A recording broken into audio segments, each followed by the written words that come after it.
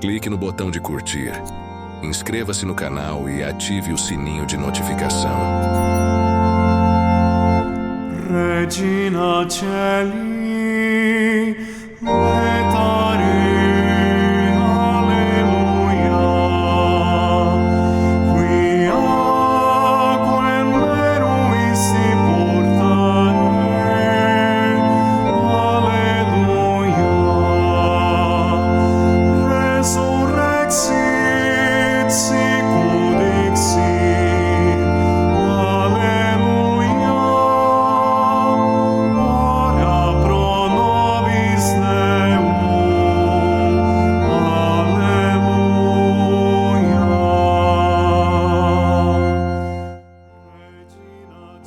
Queridos irmãs e irmãs, é com grande alegria que nos reunimos mais uma vez como uma família na comunidade Divina Família Maurícia. Aqui é o irmão Jorge André e me sinto obviamente honrado em compartilhar esse momento de reflexão e oração com vocês neste sábado, 4 de maio de 2024, durante a quinta semana do tempo da Páscoa. Hoje eu desejo compartilhar uma reflexão sobre a leitura dos Atos dos Apóstolos, capítulo 16, versículo 1 a 10.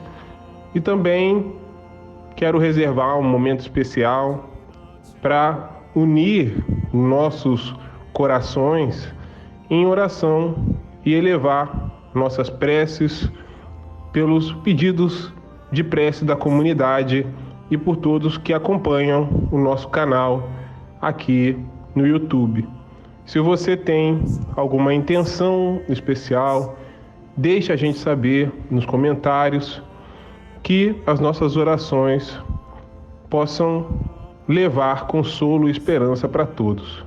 Agora eu passo a palavra para nossa querida irmã Itaíne, que irá ler o texto sagrado de hoje. Primeira leitura dos Atos dos Apóstolos. Naqueles dias, Paulo foi para Derbe e Listra. Havia em Listra um discípulo chamado Timóteo, filho de uma judia, crente e de pai grego. Os irmãos de Listra e Icônio davam bom testemunho de Timóteo. Paulo quis então que Timóteo partisse com ele.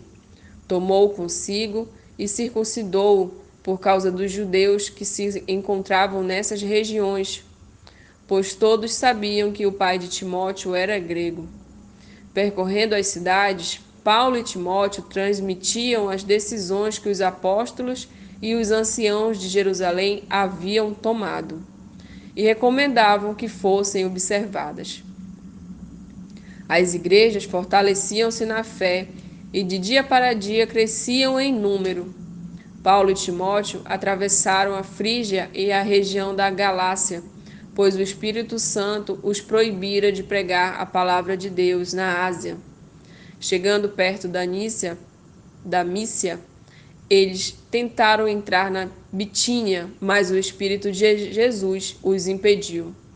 Então atravessaram a Mícia e desceram para Troade. Durante a noite, Paulo teve uma visão. Na sua frente estava de pé um macedônio que lhe suplicava: "Venha a Macedônia e ajuda-nos." Depois dessa visão, procuramos partir imediatamente para a Macedônia, pois estávamos convencidos de que Deus acabava de nos chamar para pregar-lhes o Evangelho. Palavra do Senhor. Graças a Deus. Meus queridos amigos da comunidade Divina Família, a narrativa de Paulo e Timóteo, lida pela nossa querida irmã Itaíne, descreve uma jornada missionária de Paulo e Timóteo, percorrendo várias cidades, como Derbe, Listra, Frígia, Galácia e várias outras cidades lidas no texto. E essas cidades hoje estão localizadas na Turquia, na região da Ásia Menor. E a maior distância entre essas cidades mede em torno de 800 a 900 quilômetros, se a gente traçar uma linha reta entre Derbe e Troade.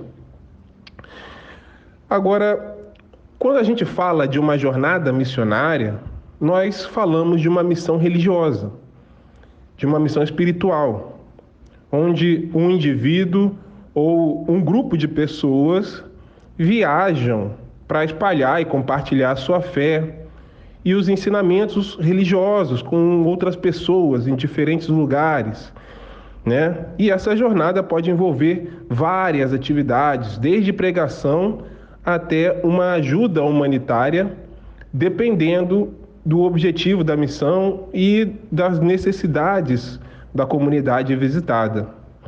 E as viagens, na época de Paulo e Timóteo, lá no ano 60 depois de Cristo, podiam levar muito mais tempo do que hoje em dia, né? Especialmente se a gente considerar a velocidade dos meios de transportes. Os viajantes naquela época não tinham mapa, nem sempre tinham mapa, não tinham GPS, dependia da orientação dos moradores locais. As viagens geralmente eram feitas a pé, em alguns trechos eles usavam burro, mula, mas geralmente as viagens eram feitas a pé, as estradas não eram tão seguras, poderia haver um risco de assalto. Então, era muito comum naquela época se aproveitar da oportunidade de uma caravana de mercadores para oferecer algum tipo de proteção durante a jornada. Então, existiam janelas melhores para se andar nas estradas. Os viajantes precisavam também contar com hospedagem, com a boa vontade dos moradores em oferecer uma hospedagem ao longo do caminho para eles descansarem, que variavam, né, em qualidade. Às vezes era uma hospedagem boa, às vezes não era. E nem sempre eles conseguiam reabastecer os alimentos. Então eles precisavam ser moderados nas suas necessidades, na fome, na sede. Então, essas viagens, elas eram mais longas, mais desgastantes. E o objetivo final da missão é pregar o evangelho, espalhar o cristianismo. E por essa razão, eles estavam dispostos a sacrificar o conforto em prol do fortalecimento da comunidade cristã. E pelo texto, nós notamos que o Espírito Santo desempenhou um papel essencial no avanço da missão evangelizadora de Paulo e de Timóteo, porque houveram momentos em que, quando eles tentaram entrar na Ásia Maior e na Bitínia, ou quando eles responderam ao chamado da Macedônia, os nossos missionários, eles foram impedidos ou obrigados a mudar os planos de prosseguir em uma determinada direção.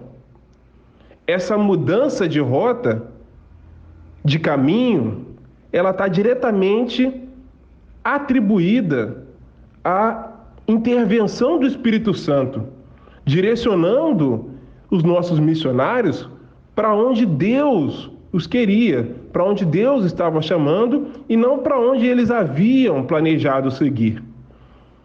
E isso é um lembrete poderoso de que os planos humanos, eles podem ser ajustados em função do propósito divino, de que somos direcionados para novos caminhos que talvez nós não considerássemos por conta própria. E Paulo e Timóteo são fiéis em seguir as instruções divinas. E por sua vez, Deus os abençoou em sua jornada, que resultou no sucesso da missão evangelizadora e no fortalecimento da igreja, que dia após dia crescia em números de templos, né?